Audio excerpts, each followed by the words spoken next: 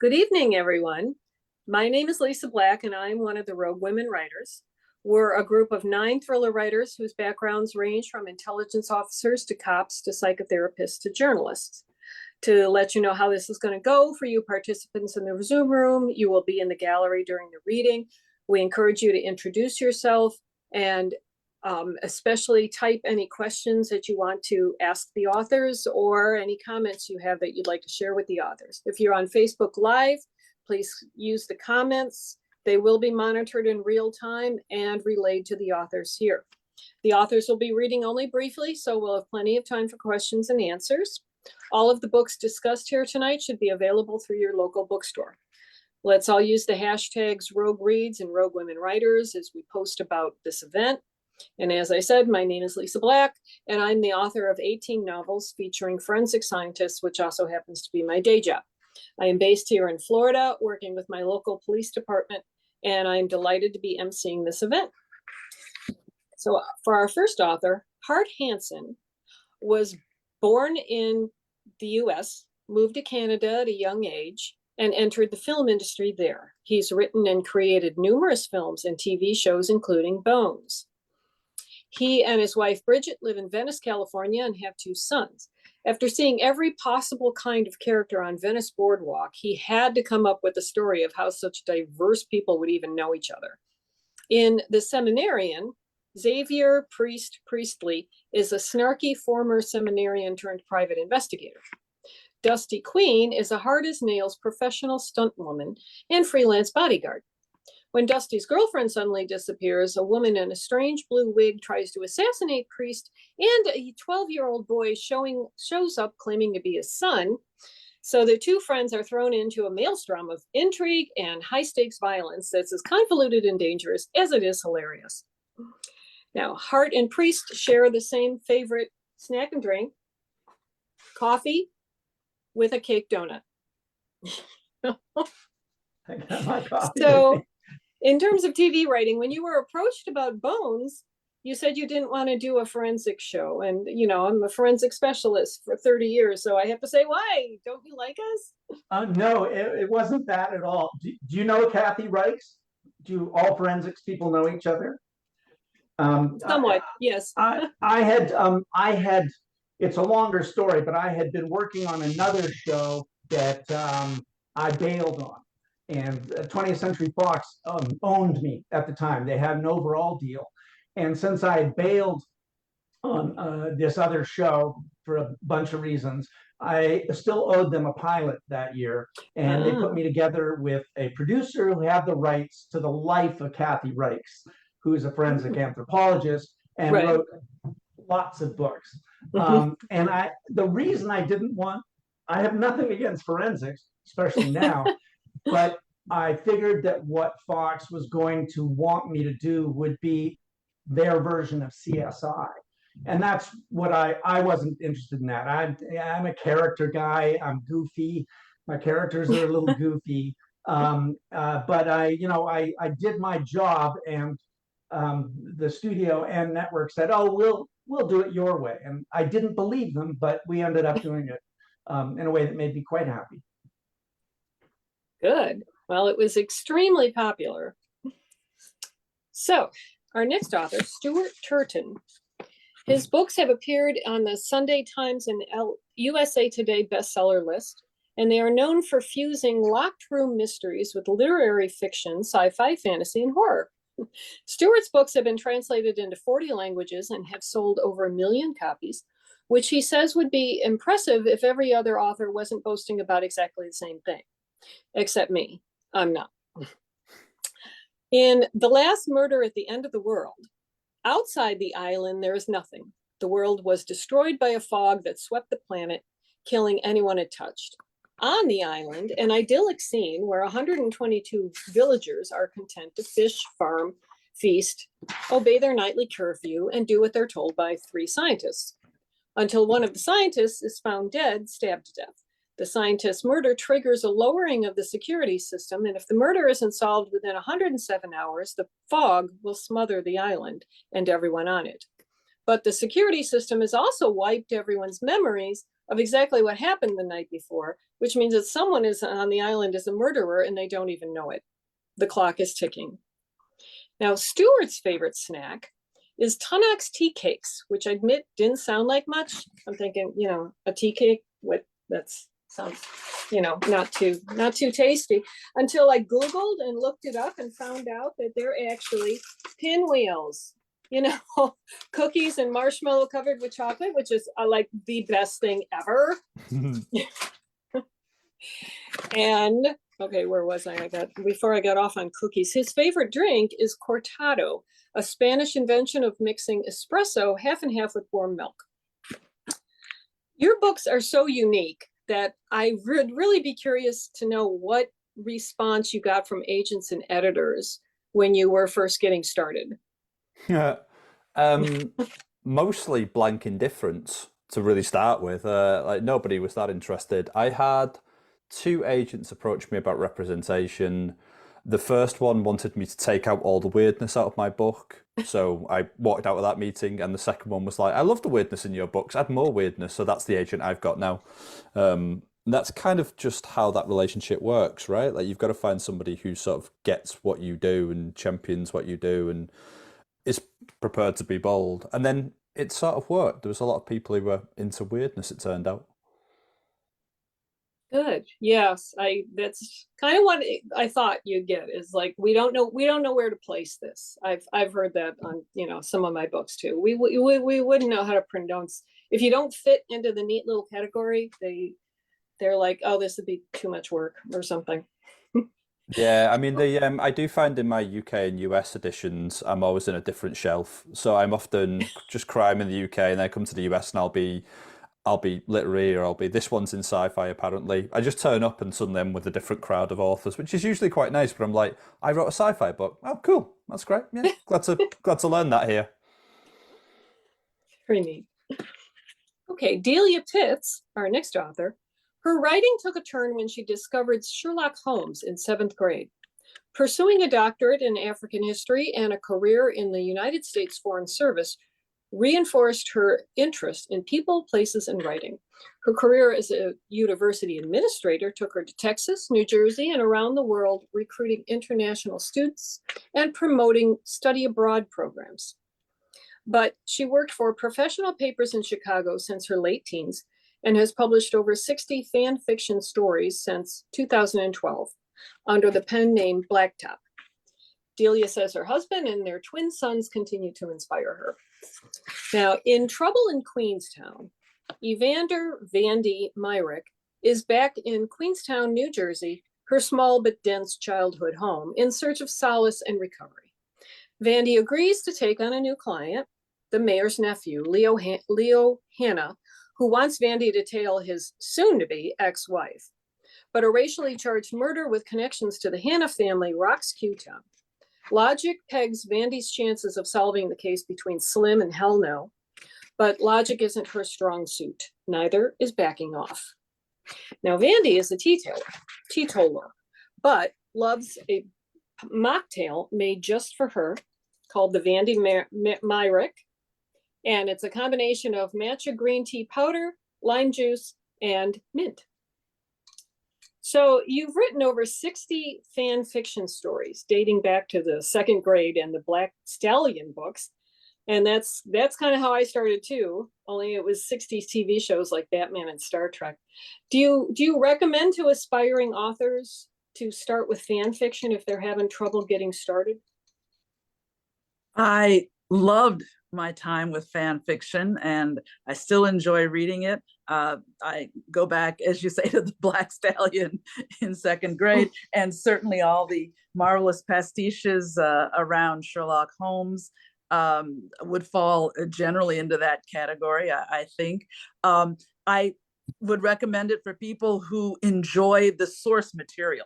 It doesn't make sense to go into fan fiction in order to write, but it does make sense if you're inspired by the source material, whether it's a television show or a movie or a comic book or some other kind of source material. If that engages you so much that you want to fill in the gaps in the story that the original author created, then yes, go for it.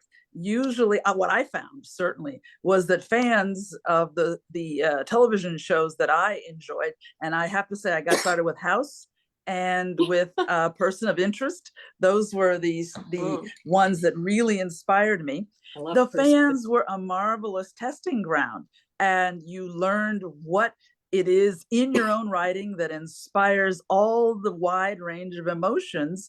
And that's, of course, what you want to know. You get almost instant feedback from the fans, and that's really, really valuable. So yes, fan fiction can be a marvelous way to rev up your writing engines. Very cool. I totally agree. Okay, our next author, sorry, I'm fighting a cold here. Peter Kirsanow is a partner in the law firm of Benish, Friedlander, Copland, and Aronoff, working within its labor and employment practice group in Cleveland, Ohio. He's the longest sitting member of the United States Commission on Civil Rights and was previously a member of the National Labor Relations Board and served as labor counsel for the city of Cleveland. Peter has written numerous articles for National Review and testified before the Senate Judiciary Committee on numerous nominations and confirmation hearings. But most importantly, he's a fellow Clevelander, like me, the best location in the nation. Okay, okay, I'll calm down. Along with his own books, he writes the W.E.B. GRIFFIN series. In Zero Option, it's November 1943. Stalin is pressuring the Allies to open a second front in Europe in order to ease the pressure on the bloody grinding war in the East. Roosevelt and Churchill agree to meet the Soviet premier in Tehran. Wild Bill Donovan, the charismatic leader of the OSS, has intelligence that someone is planning to assassinate either one or both of the Western leaders at this vital conference, which will shape the course of World War II, of course. He sends his best agent, Dick Kennedy, to thwart the plan, but how can he do that when he doesn't even know if the killer is an ally or a Nazi? Now, Peter's favorite is Johnny Walker Red, which I raided my husband's booze cabinet, but I could not find a sample of that. But it is a preference he shares, incidentally, with Winston Churchill. As for a snack, he likes bannock, Scottish bread, especially eaten with smoked salmon. So obviously you are a history buff. This meeting between the big three actually happened and was pivotal in that they hashed out some stuff that would come up after the war. And they also expressed commitment to maintaining a sovereign Iran. But I'm just curious, why Tehran? I mean, of the whole world, is there some reason they met there? Well, there's a lot of historical hagiography related to what Stalin wanted to do. There was a rumor out there that, in fact, there was going to be an assassination attempt, and that maybe Stalin was the one who tried to foment some kind of controversy related to the assassination attempt so that the Western allies would assist Russia by opening up a Western front. It was probably the safest place that the big three could meet at the time. There was a considerable amount of security there. They knew the Germans were going to try to assassinate one or all of the big three. So I think it was simply a function of the various intelligence agencies making a determination that this was the best place to meet and preserve the leaders of the free world. Okay, very interesting. Now, our last author, ROBYN GIGL, is an author, attorney, and advocate. Her novel, Survivor's Guilt, was selected by Time magazine as one of the 100 best mystery and thriller books of all time. And her first novel, By Way of Sorrow, was declared one of the best of 2021 by Crime Rates. ROBYN handles complex commercial and, like Peter, does employment litigation, and has been honored by the ACLU New Jersey and the New Jersey Pride Network for her work on behalf of the LGBTQ community. She has tried cases in both state and federal courts. In Nothing But the Truth, New Jersey State Trooper John Mazer has been charged with killing a Black investigative reporter, Stuart Marshall, in a racially charged headline-making murder. The evidence is overwhelming. but Mazur swears he was the source for Marshall's expose about the Lords of Discipline, a covert gang operating within the New Jersey State Police. With everyone from the governor to this county prosecutor on the wrong side of justice, Erin and her partner Dwayne find themselves mired in a conspiracy of corruption deeper than they could have imagined and far more dangerous than they feared. Now, Erin's favorite drink is Chardonnay, and her favorite snack is awesome. My favorite snack, plain M&Ms. You cannot do better than this, especially paired with Chardonnay. Now, your law firm is huge. Do you have branches, or is it all in Freehold? I'm actually visiting a friend there in August, so that's really cool. No, actually, Lisa, about just a little over a year ago, my very small-ish firm, which was called Gluck Walrath at the time, that had 11 lawyers, merged with Dilworth Paxton, which is a big Philadelphia firm. And we still maintained our Freehold office. So we're the Freehold office of Dilworth Paxton, which has offices in Princeton, Cherry Hill, Delaware, New York City. So we are just one small part of a very big firm. Okay. I noticed your books are listed in your bio on your company website, which is super cool. And how do your colleagues react to your books? I mean, where I work, people will occasionally say, you know, oh, how are the books doing? But they never say they've actually read one. Very similar experience. I mean, I've been with the folks in Freehold now since 2015, so we're a lot closer knit. Again, even though we're with a bigger firm, it's still basically the same lawyers that were together. And the folks in the Freehold office, you know, have been with me right from the start. So I think a few of them have read my books, and you know, they come to my launch parties or whatever. But the bigger office, I think it's you know, they've been very nice about it, but I'm not sure that they're really thrilled about it either. So, okay. Okay, now we are going to hear from all these new books that we have just been talking about, and we're going to go back to Hart and hear part of the Seminarian. I found it very difficult to find something to read. I'm new at being a book writer, and I thought, how am I going to find something that isn't going to blow the whole plot? So what I decided to do was my protagonist is a former seminarian who's now a legal investigator. I'm very unhappy that so many lawyers are on this call. He does his investigations for law firms. And most often he does it for his friend, a lawyer named Baz.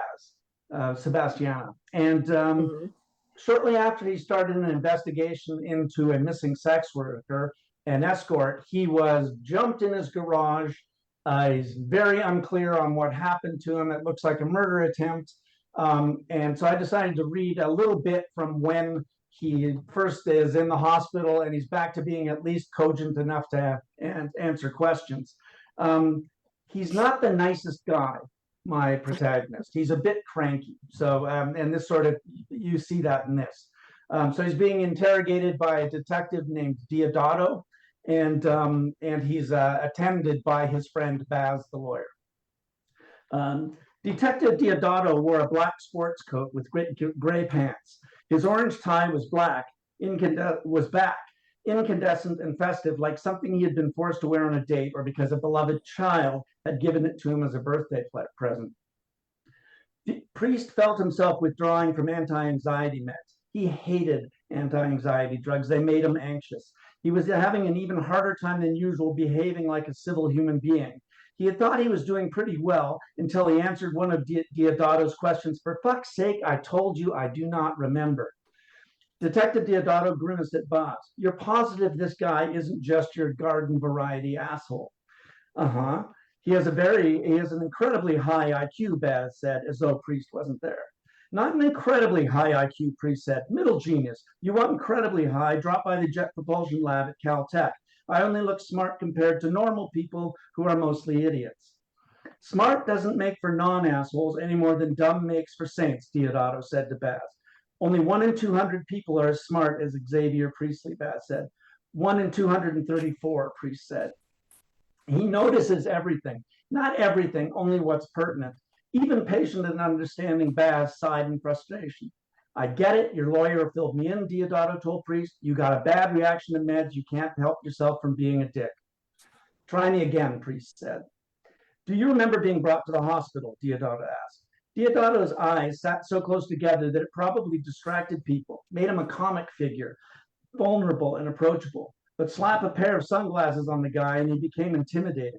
192 pounds of muscle crammed into a 5'8" frame. No, Priest answered. Do you remember yesterday? I cannot answer with certitude. Can you remember, say, 5 days ago? I don't know how much time has passed, Priest said. Since when? Diodato asked. The Big Bang. What's your best guess? 13.8 billion years. Diodato looked at Baz. Baz sighed. Priest, I know you're confused. You hate anyone seeing you confused, so you confuse everyone. But could you please not do that now and instead help this man do his job? Baz was right, which made Priest angry, which made him sad. Please repeat the question, Priest said. How long do you think you've been in the hospital?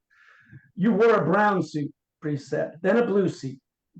Then today, the black sports coat. So minimum of 3 days. I remember telling you my name. I remember Baz being here, then Dusty, then the kidney doctor. I don't know in what order anything happened. I hallucinated or maybe dreamed. Somebody called me pudding. I'll stop. Okay, well, that was very cool. I mean, that was exciting and fast paced. Terrible reader. Since I read the very beginning of the book, now I kind of know what's happening there. So I skated along Venice Beach in my youth in the 80s with the little pastel clothes and the big hair, and yes, quite a collection of people. So were there any in particular that inspired this book? Everyone in the book I have seen here. I live right on the boardwalk, which is a crazy, surreal place. And if you've been here, I'm not exaggerating when I say I've seen all these people. Everybody in the book I've seen. Whether they do in real life what I'm assigning them in my book, I can't say for sure. But this is a place that just spits up characters every second, every time you walk out the front door. And so usually, my stories begin with going, well, why are those two people together? What are they talking about? What can possibly have drawn these people together? And that gives me the genesis of the stories I set here. Interesting. Yeah, you do, because you do see people that are like, why are they? So you first wrote for a show called The Beachcombers, which ran for 32 years. So how did you break into TV writing? It sounds very hard to do. Asking for a friend. Only Canadians will remember The Beachcombers, but if you're a Canadian of a certain age, you remember it well. It was a Sunday night staple. I was getting an MFA at UBC in my 20s, and I had to take script writing. I was concentrating on the novel. That was my intention. But you had to take 3 genres, and one of them that I took was script writing. A bunch of things happened at the same time. I got an internship at the CBC, Canadian Broadcasting Corporation, the Mother Corp, which is federally supported network there. And at the same time, my girlfriend, who's now my wife, got pregnant, and I thought I had better make some money, for the family. Because I was an intern at the CBC, I had the fax number. That's how long ago this was, of the executive producer of the show called Beachcombers. And I just faxed story idea after story idea to him, dozens, until he finally relented and met with me. And that's how I started my script writing career. And once you are a script writer, you're either doing that and nothing else, or you're not doing it. So I was like being swept out to sea by a river. I did it for 3 decades after that. I've heard that.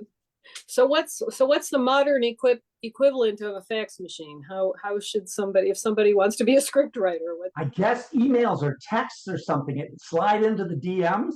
I don't know, it's probably inappropriate, but I didn't have another idea. I was too shy to go talk to him. But I guess it's just get your ideas out there somehow, by whatever means possible, and hope that a really nice, kind, generous, open person is on the other side of the machine. Yeah. So have you met, I imagine over the years, a number of stunt people? Yes. Who give you all the background to write Dusty Queen. Oh, yes. Plus, I've seen her practicing sword fighting and martial arts on the beach. And I've seen her swimming back and forth between the two, the piers, the Venice Pier and and the Santa Monica Pier. I'm pretty sure the woman I see is a stunt person, because who else does that? But everything else I made up about her. Very cool. Very fun. Okay. Well, let's go on to Stuart and hear something from this very, very unique book about the last murder at the end of the world. Hi everyone. If you forgive me, I am gonna not do that. I write very strange novels, and if I read to you from the first chapter of my very strange novel, it's just going to be strange without any context. It just doesn't. I would need to read the entire book to you, and that would take us a long time, and nobody wants to hear it in this stupid voice. So what I'm going to do instead, if that's okay, is I've written a special acknowledgement at the back of the book to my readers, and hopefully it summarises a bit of the tone of the book, and it summarises, you know, what kind of book it is, better than weirdly reading the first chapter. So it's a bit of an experiment. We're going to try it. Let's just see how we go. All right. If that's okay. Go ahead. Right. A special acknowledgement. Right. There we are. The book's finished, the curtain's raised, and the house lights are on. If you're reading this immediately after the last page, your first impressions are probably starting to percolate in your consciousness. Did it go where you were expecting? Did you like where it went? What's Stu's problem with the human race anyway? I won't interrupt you for too long because, truthfully, these first few numb minutes after a book ends are my favourite part. I'm here because I'm about to send my acknowledgements to my publisher, and I've just realised that you're not in them, which doesn't feel right to me. After all, you're my co-author. We've spent hours with our heads down building this world together. I suggested some stuff, but you dreamed it into being. You're magic, and that shouldn't pass without some sort of acknowledgement. That's why I'm writing this. I don't want you to think that I take you for granted. I started my career with the idea that I would write radically different books each time, because that sounded the most fun. I changed timelines, genres, characters, worlds. It's a risky way to build a career, and it wouldn't work unless you kept reading them. I get to do my job the way I want to do it because of you. That's an astonishing thing, and I'm so grateful. I know it's not an easy thing to pick up a book that's not necessarily in your wheelhouse. Even if you enjoyed my Groundhog Day murder mystery novel, I appreciate that you may not be up for the historical haunted shit book that followed it, or the sci-fi apocalypse novel in your hands now.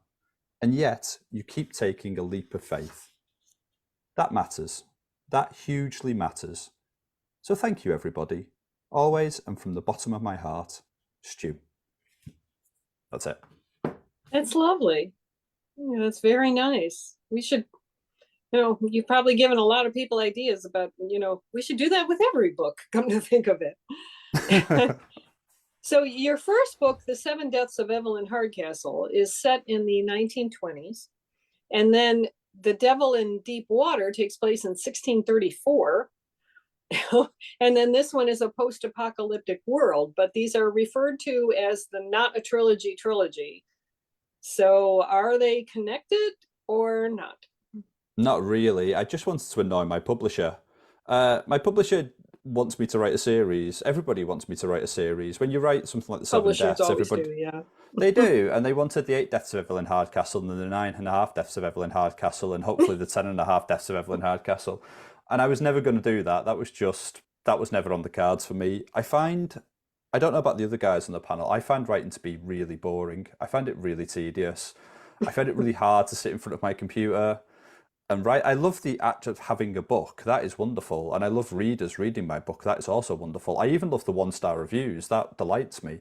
But the actual bit where I have to sit down for 8 hours a day in front of a computer and take something that's already in my head and make an imperfect copy of it on the computer just bores me senseless. So the only way I can do that is to just write these really strange things that are, you know, they're always challenges. I sit down at my computer and there's always something I don't know how to do, or there's something I've got to find in the writing that day. There's got to be something like a mountain for me to climb that day. So that's why all the books are pretty strange, and that's why they're also completely different from one another. That's the most fun.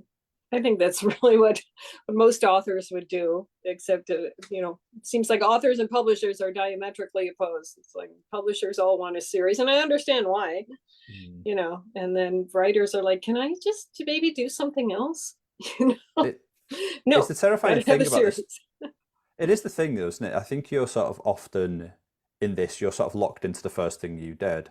And if that thing was successful, then all anybody wants is more of that. But I think that's why I was very early on when it happened, when I wrote Seven Deaths. I told my publisher immediately that there would be no more Seven Deaths, and they just needed to put that out of their mind.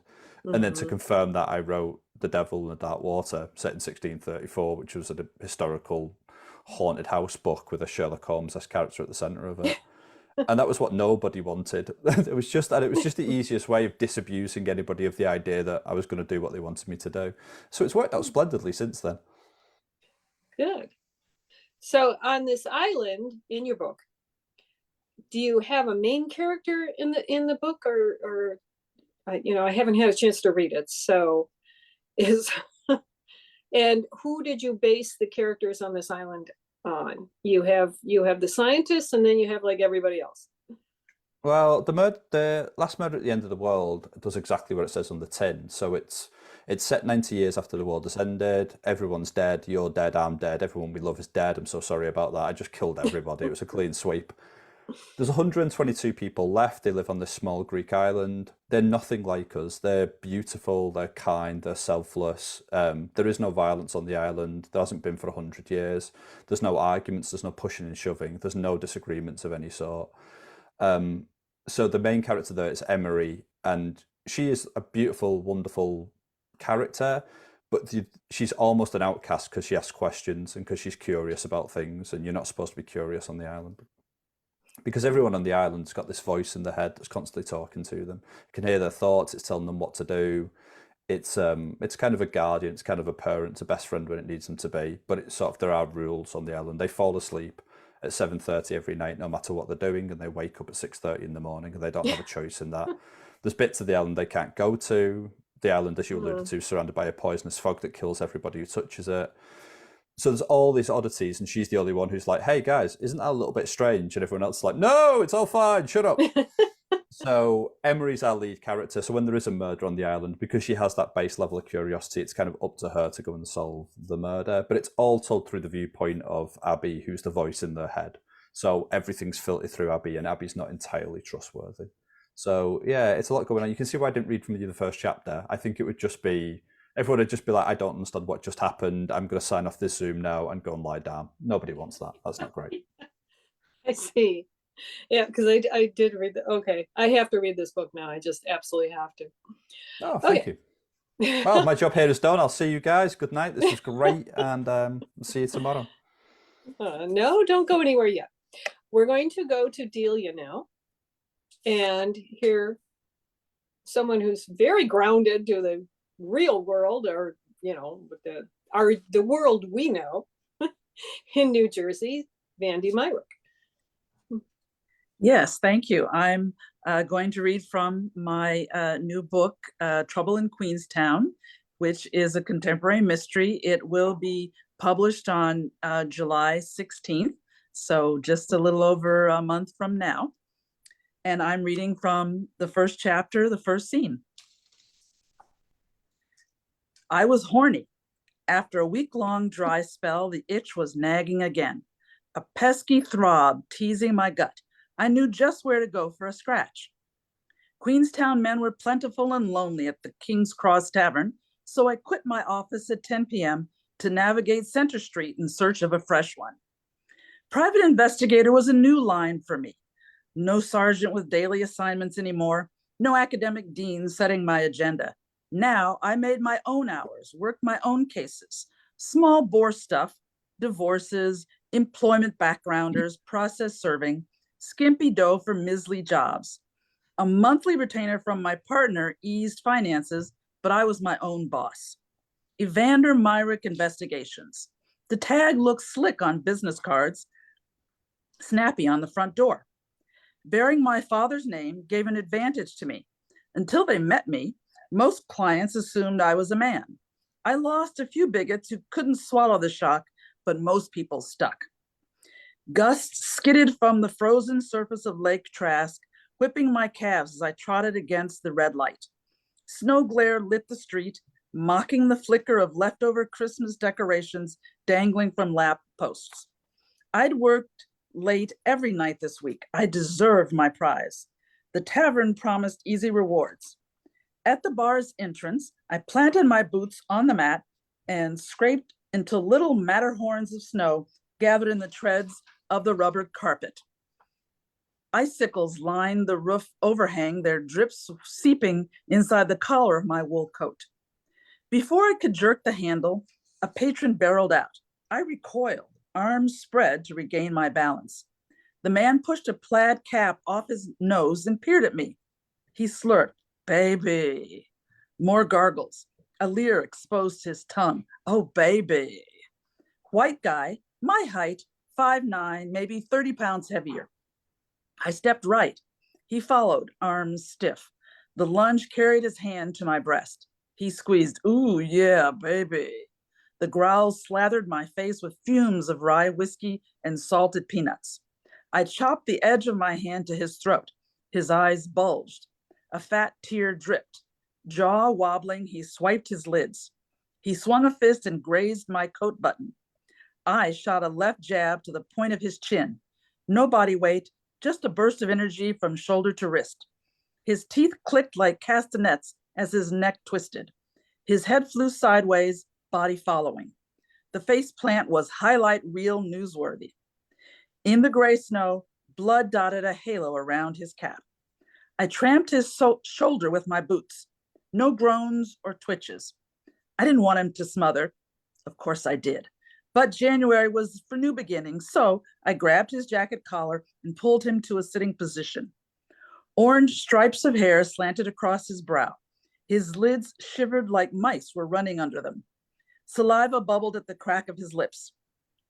Propped against the cement foundation of the tavern, my sparring partner looked like a puppet with his strings cut. The fight was a nice warm-up round. I rolled my shoulders and shook my hands to release the tension. Now for the main event. I jerked open the green door and stepped across the threshold. I'd shed the icicle water inside, where the bartender, Mavis Jenkins, could rebuke me. It was our standard game.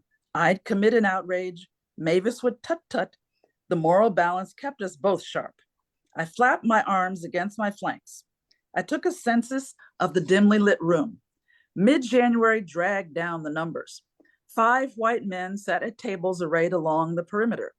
3 white men hunkered at the horseshoe-shaped bar. 4 black men and 3 Latinos clustered at tables near the swinging kitchen doors at the rear. I polled the racial math of every room I entered in case I needed allies or witnesses or alibis. The bartender and I were the only black women on the premises. She owned the tavern. I was a private detective. Grit, if not math, was in our favor tonight. I love that. It must be fun to write such a kick-ass character. I mean, just to start the book right out with, you know, look, this is me, you mess with me, I'm gonna knock you down. And your aunt or your cousin opened her own detective agency in the 1970s. That must have been highly unusual for the time. So does her legacy inspire your writing? Are you basing any kind of characters on her? Yes, her name she's still alive in her mid-80s now in Chicago. And so we grew up together, although she's older even than I am. But Esther was always someone I looked up to. Her name, in fact, is Esther Myricks. And so, in fact, Vandy Myricks shares her name to begin with. Also, obviously, her profession. My cousin Esther was definitely a role model to me as someone who was a community activist, who was a businesswoman. With her husband, she founded this small private security firm that worked on the south side of Chicago in what's now called the Bronzeville neighborhood of Chicago, the Great South Side. And really, Esther inspired me to think that, yes, I could do what I wanted to do. I could work in and develop my own career and be my own person. And frankly, Esther was also very, very beautiful. She was very smart. She was very feisty. She was tiny, but very commanding in her presence. She was the first person I knew in our family who sported an afro in the 1970s. So she was a pioneer of style as well as profession. And so in that way, she did inspire me to try to create a character that, if not in all the physical characteristics, and certainly not in the practical aspects of what Esther did. I don't think her firm ever tackled a murder case or even anything approaching that level of violence, the kind of violence that Vandy runs into in this novel. But in general, yes, there's a lot of Esther Myricks in Vandy Myrick. That's very cool. It's always cool when you have a family connection.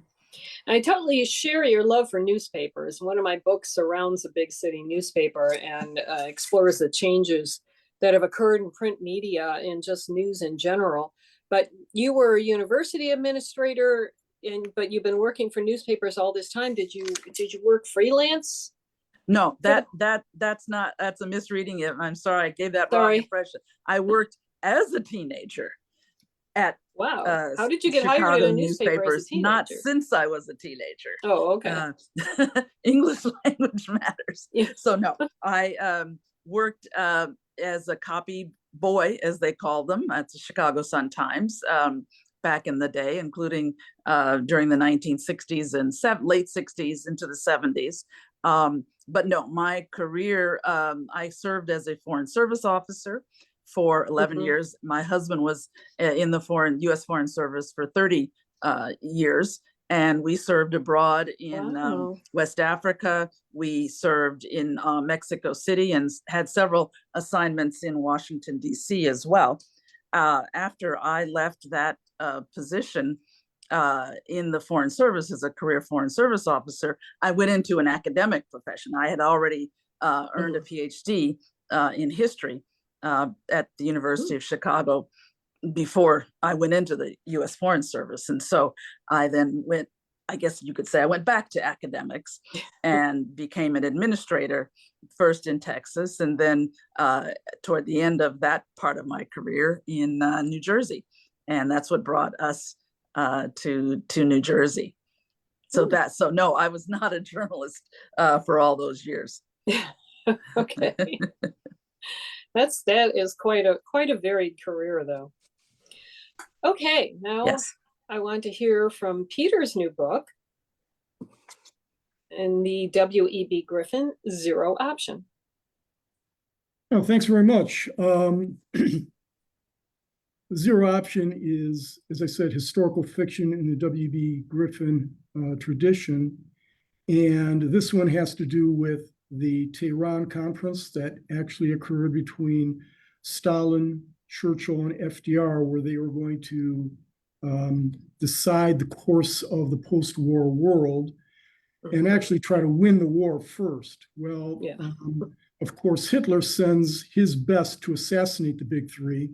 And that individual was Otto Skorzeny, true historical character who I would commend everybody to check. The guy he was a Nazi. He was not a Nazi. He was a German soldier. He was on the wrong side, obviously, but one of the most amazing historical characters you're ever going to want to encounter. As formidable as he is, FDR sends Dick Kennedy along with Eric Fulmer to make sure that the big three are safe. And of course, Stalin tries to double cross everybody. And in this particular case, his agent, Major Taras Gromov, actually is jealous of Dick Kennedy because Dick Kennedy has the eye of the Thorsdottir twins, 6-foot Icelandic blondes who are kind of sketchy in their own respect, but they're very, very smart and outwit everybody in the big three. Kristen Thorsdottir performed exceptionally well in deceiving the Americans. Her duplicity had secured the Kapsky notebook and, with it, Gromov's fortunes, but it was plain she was attracted to Major Richard Kennedy, and that angered Gromov for the most basic of reasons, raw male competition. Gromov conceded Kennedy's attributes. He was tall, fit, and handsome in the American definition of the term. He was also cunning and daring. Despite that, he was inferior to Gromov in almost every way. Gromov was taller, stronger, fitter, and more masculine than the self-absorbed American. Gromov was also tougher, smarter, and more talented at their shared craft. Accordingly, Kristen Thorsdottir, Katla Thorsdottir, any woman should have preferred Gromov to Kennedy. Gromov recognized the absurdity. He was not simply a professional, he was a professional killer. Petty jealousy was not a basis for killing and in fact impaired a killer's proficiency. Gromov wouldn't permit anything to impair the operation, especially childish competition or jealousy. Rather, Kennedy and his teammates fit perfectly into his assignment. Beria had directed him to sow chaos at the conference, giving credence to the rumor that Hitler had ordered the big three assassinated. Kennedy and his two teammates would be part of the chaos. They were integral to the plan. Among the many who would die within 48 hours, Kennedy, Fulmer, and McDermott were principal. Gromov pulled his eye from the scope and looked around the area. A few components of the plan still needed to fall into place.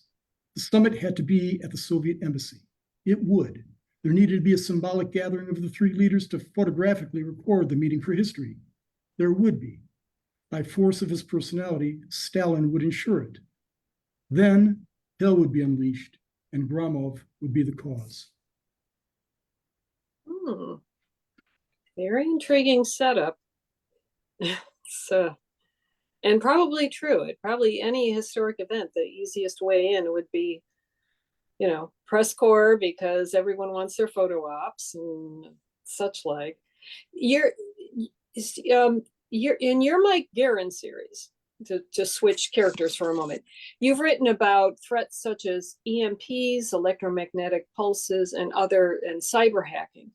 Do you think we've improved our defenses since you wrote about those topics or not? No, I don't think we have. What inspired me to write those was I happened to be testifying before Congress. I got finished testifying and had a lot of time on my hands, so I make a pest of myself by walking around Congress and just going into another hearing room. I happened to go into a hearing room where they were talking about EMP threats, and you can see I have no hair, otherwise my hair would have turned white. It was truly extraordinary. So I kept on top of it. And as you've mentioned, I mean, I'm in Washington quite often. And I asked my assistant in Washington to keep me apprised of any developments, any hearings on this threat that she's aware of. So I keep on top of it. And look, obviously, I'm not privy to classified intelligence briefings, but what we know of, again, comparing apples to apples, what I knew 7 or 8 years ago about the EMP threat hasn't changed significantly in that 7-year period. So this is a big deal.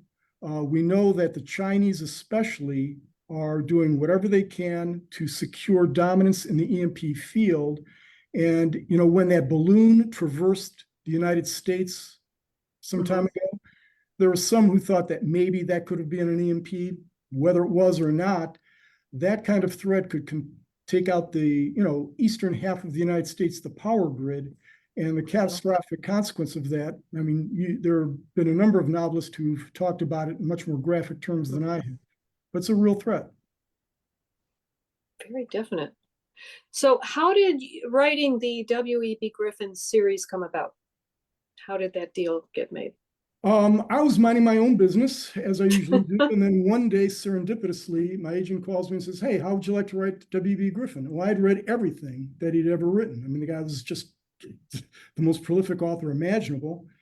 And I said, "Yeah, let me try it. Historical fiction. I'll give it." I mean, I love history. My agent knew that I read history books on a regular basis.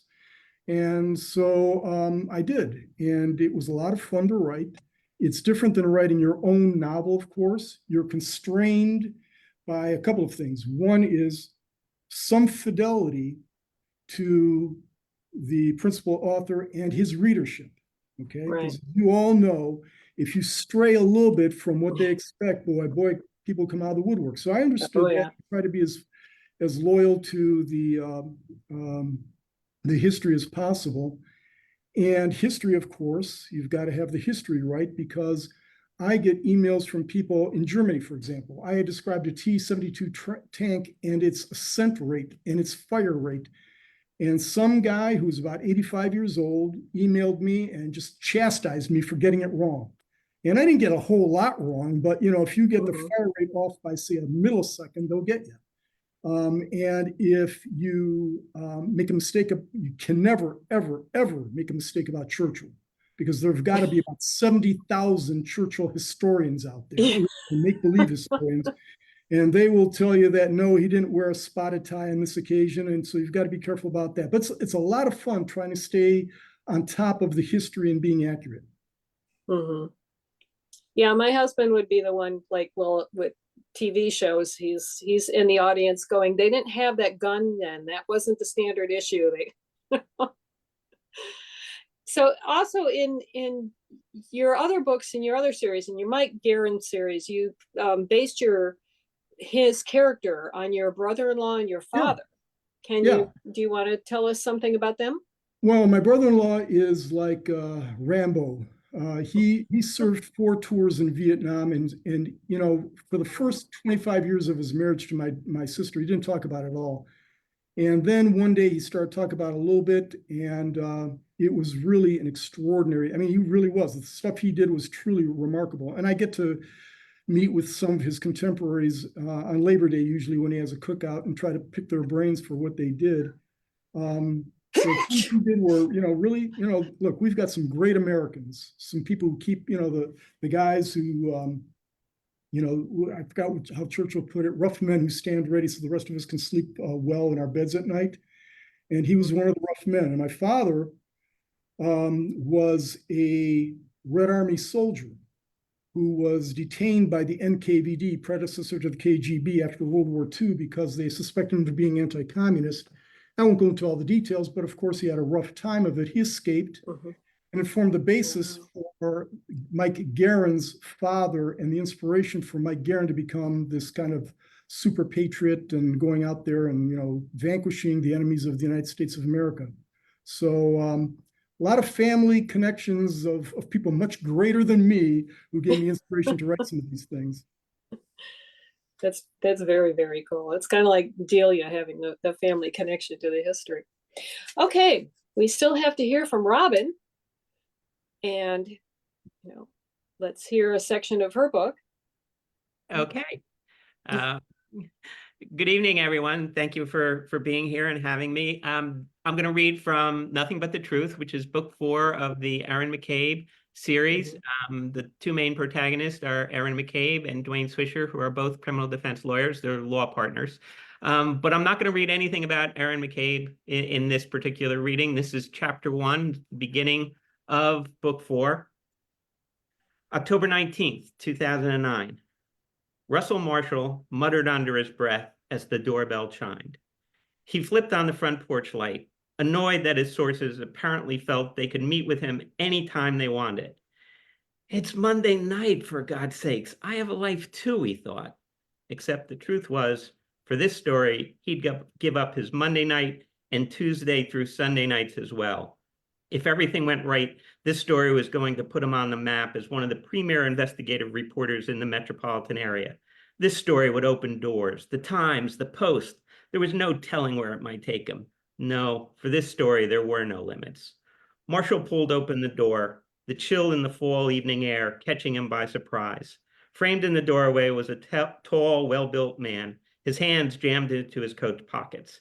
"Hey," Russell said, "come on in," he offered, stepping back to allow the man to enter. "A little surprised to see you. What's up?" "Yeah, sorry to bother you, but I need to discuss something with you," the man responded, making his way into the foyer. "Sure, come on in," Russell said, nodding towards the kitchen. "I'm cleaning up from dinner. Can I get you something? Coffee, soda, a beer?" "Nah, I'm good." They walked into the kitchen. "So what's on your mind?" Russell asked. "This," the man replied, taking his right hand out of his coat pocket, a 9mm Glock in his gloved hand.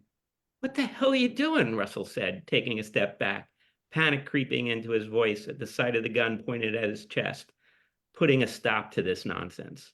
"What are you talking about?" "Your article. You know the article. It's been out for months. You talked to me about it. Come on, man, let's talk this out." Not much to talk about. I watched this game played out long enough. Time to pull the plug."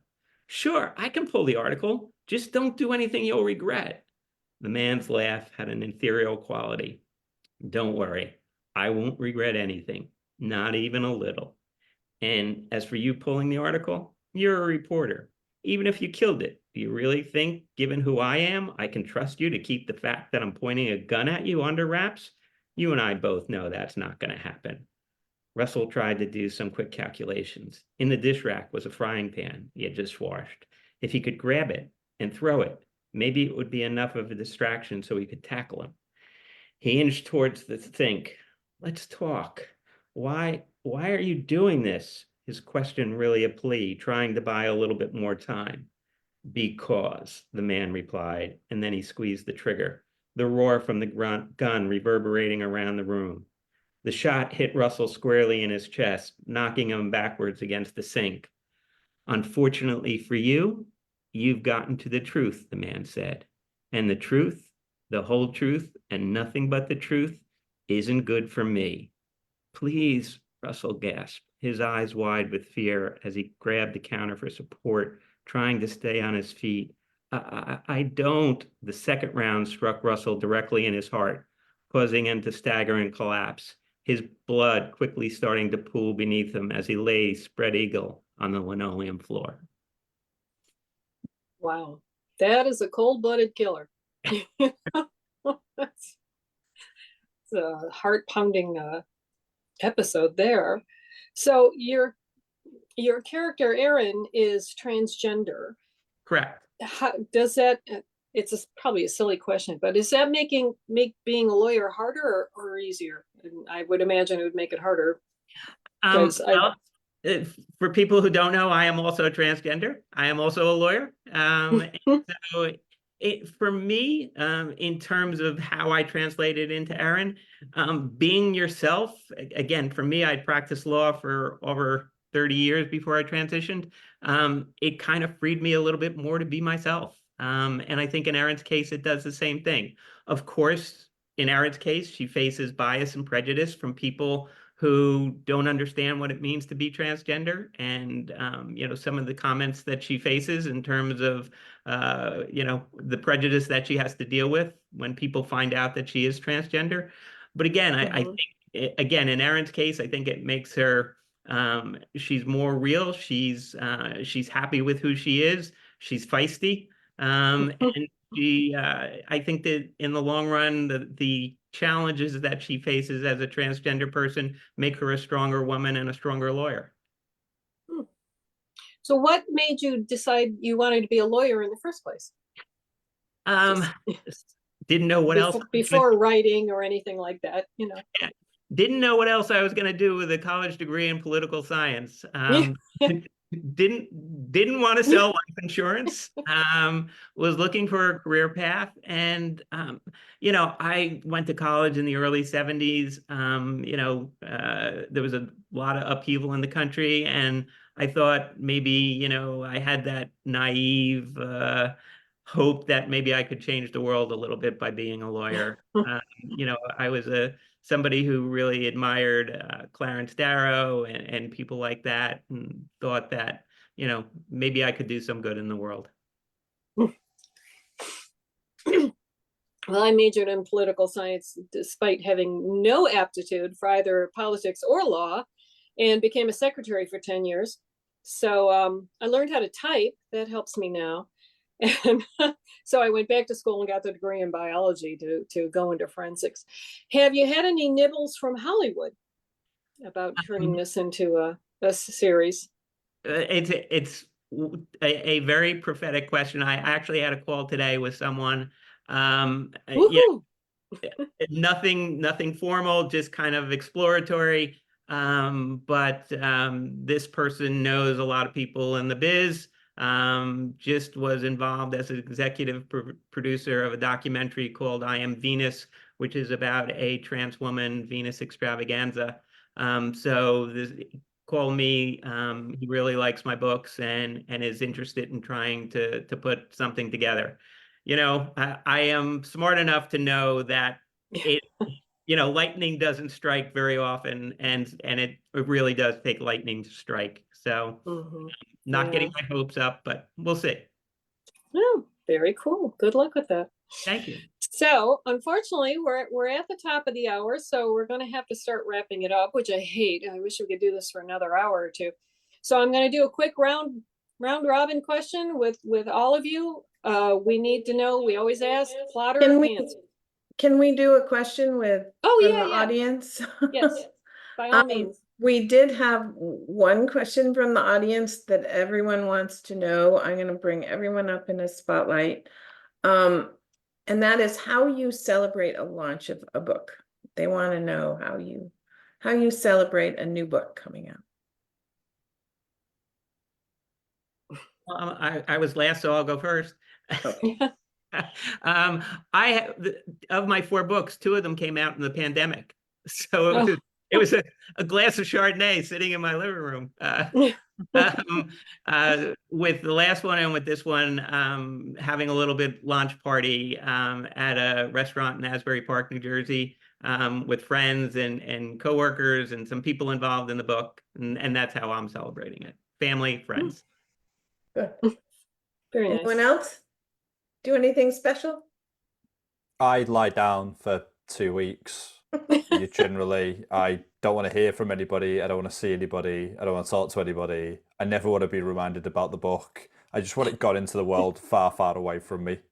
That's usually what I do. Yeah, I kind of feel that way too. I'm a bit close to Stuart in that too. I found it incredibly stressful.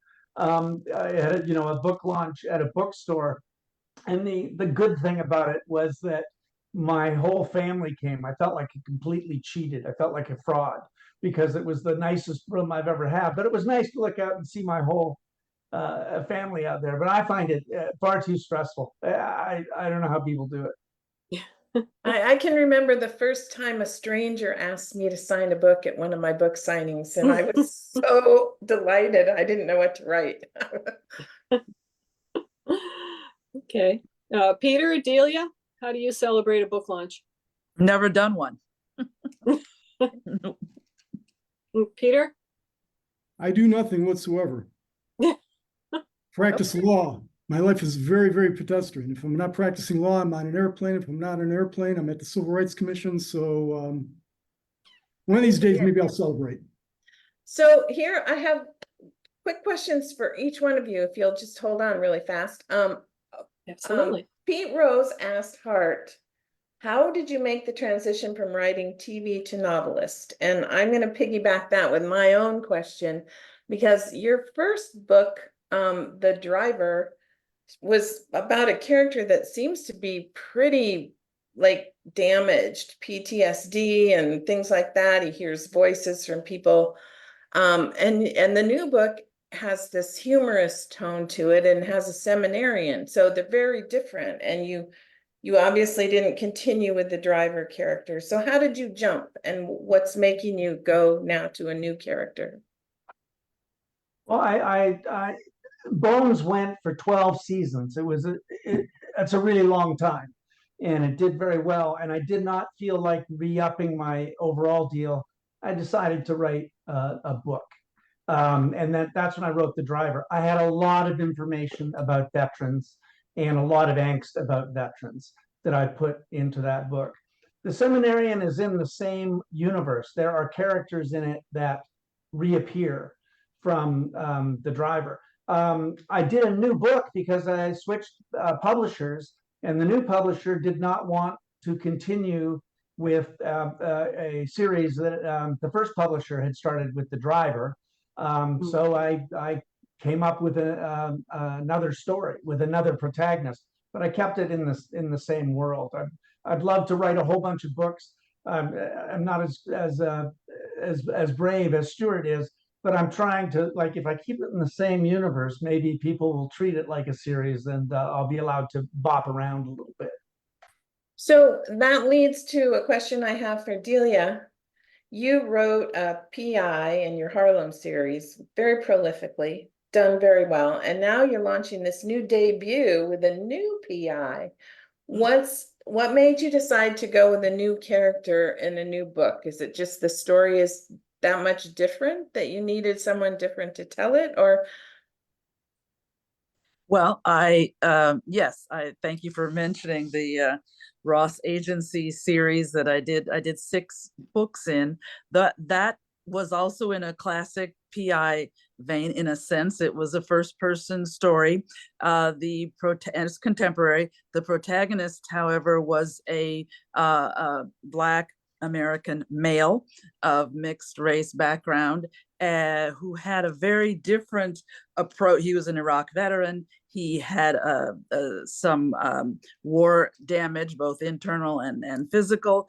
And so I took a very different approach to his work in New York City, the sort of the unofficial capital of Black America. He's a Texan, so he had a very different look at the very multifaceted Black community in Harlem, which was the setting of those stories.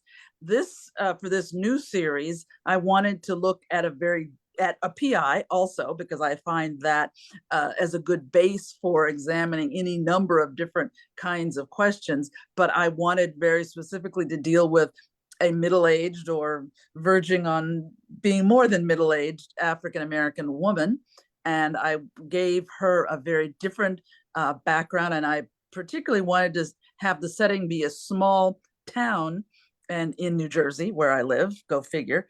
And I wanted to have her look at her own background, deal with some of the trauma that she had recently experienced that was quite different from the previous characters. So to me, the characters have very different voices, have very different past experiences, and look at the key issues of their towns, their neighbors, in quite different ways. And that was fun for me to do. It was fun to put my head into the mind of a man, and I think I did it well, to write successfully from a point of view that is very much not my own. And then it was also fun to do a teetotaling but sexually very active and aggressive middle-aged woman, Black woman, who broke a lot in different ways. Both characters broke a lot of the conventions about private eyes. Neither one of them carries a gun. They don't believe they believe that guns get you into trouble, don't get you out of trouble. The woman, Vandy, does not drink, so they don't have fancy cars. There are a lot of things that challenge all the stereotypes of PIs, and that was a lot of fun as well. Thank you. Okay, Stuart, I have a question for you, because you described your books as, well, I went to your bio and read your bio to try and see if I could quite figure it out. And what I liked is you said they're known for fusing locked room mysteries with literary fiction, sci-fi, fantasy, and horror. So that's a lot of genre jumping, or like mixed genres going on there. But the locked room mystery aspect I thought was interesting, and you've been very successful with them. So do you think that when you go out and you try and talk about your books, do you promote that locked room mystery angle for those stories because people like that? Oh, I'm a jobbing author. I'll promote whatever anybody wants me to promote. I'll say any words in any room that'll sell me copies. I think it's really interesting when you go on the road with these books, because everybody, it's like every novel, every reader finds in the book what they took to it. So like if they go looking for a locked room, they're interested in locked rooms, I'll talk to them all night about it. But I've just come off my US tour, and I had as many people talking to me about specific individual characters in those novels as they did how to plot a locked room mystery. It's a really lovely part of the job that you create these broad canvases and then people end up looking at the corners of them rather than the center where you thought they'd be looking, or, you know, they're massively interested in things that you never even truly thought about, because as we all know, like the themes aren't something we put into novels, they just kind of emerge as we write them. We don't sit down and think about thematic stuff. But somebody in every crowd will be like, oh, this theme and this theme and this theme, they all connect those three novels. Why is that? And you're like, it's because it's on my mind, because these are the things that bother me, and they were bothering me when I was writing, and they're right there on the page because you can't help but put yourself on the page. It's very annoying. It's a very annoying trait to be so exposed. So the one thing they all have in common is a locked room. I wrote a locked house mystery, then I wrote a locked boat mystery, and then I wrote a locked island mystery. And the next one will probably be like a locked space station mystery or something. That's the only place I've left to go. Well, so it's something that's the commonality, which I find interesting, if that's something that a publisher might look to as, oh, this is something that's connected, because it's hard if you're bringing different things to every, you know, it's different every time. I think if you get to a point where it's a critical mass sort of thing. I've written 3 books that are very different and do different things. And now people expect me to do different books and different things every time. You've got to push through the awkwardness of it, right? Like it's been like the weird guy who turns up to every party with a yellow raincoat and a daffodil on his head. And eventually everyone's like, that guy's a bit weird. He's got a raincoat and a daffodil on his head. And then after about 5 parties, they're like, where's the guy with the raincoat and the daffodil on his head? We love that guy. And hopefully I'm getting to the point where I'm the raincoat and the daffodil on his head kind of guy. Yeah, definitely. Very cool. Okay, so now I have a question for Peter. I know we're running out of time, so I have 2 more questions, one for Peter, one for Robyn, then I'll be done. With your background, I was sort of expecting to see that you had written some legal thrillers, you know, contemporary legal thriller stuff, but all your stuff is very international, military, secret spy agent kind of based, historical, you know, spy stuff that is very intriguing to me. I write international thrillers too, with absolutely no background to do that. That is not something I have a platform for.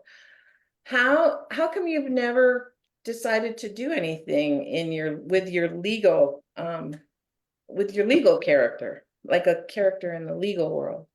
I've been practicing law for 45 years. It bores the hell out of me. Okay. There's nothing, I probably have one of the more interesting practices. Labor and employment lawyers typically do have fairly interesting practices along with criminal lawyers, but let's face it, compared to the stuff I write about, so I'm a little kid at heart.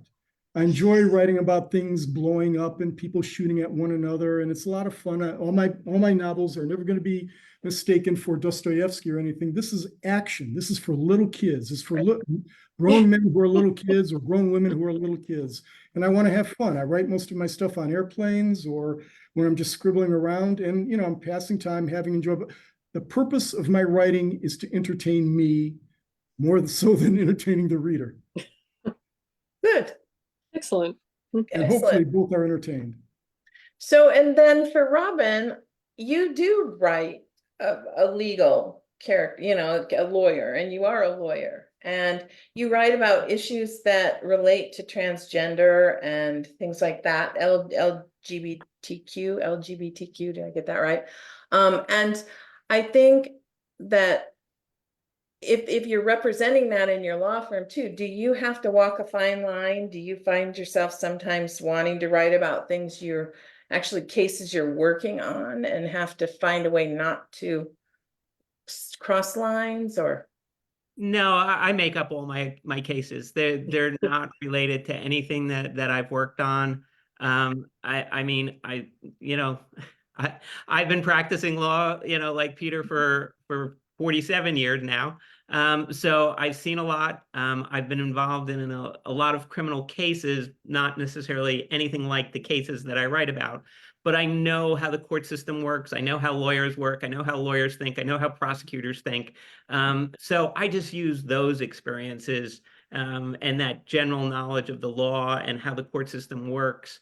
And then, you know, as you said, I do try to build into my stories a little component of educating readers on LGBTQ plus issues.